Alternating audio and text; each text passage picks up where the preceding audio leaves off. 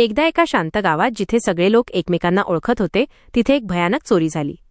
गावातल्या सर्वात श्रीमंत व्यापाऱ्याच्या घरातून एक मौल्यवान हार चोरीला गेला होता। ही बातमी वाऱ्यासारखी पसरली आणि संपूर्ण गावात भीतीचं वातावरण निर्माण झालं।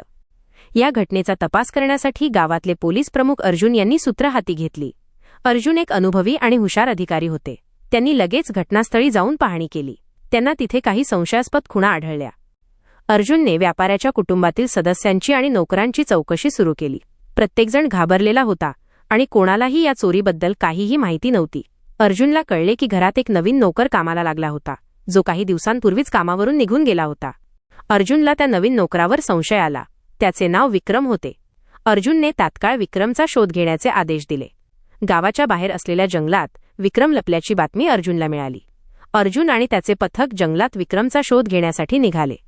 खूप शोध घेतल्यानंतर त्यांना जंगलात एक लहानशी झोपडी दिसली। आतमध्ये विक्रम हार घेऊन लपलेला होता। अर्जुनने त्याला पकडले आणि हार परत मिळवला। विक्रमने आपली चोरी कबूल केली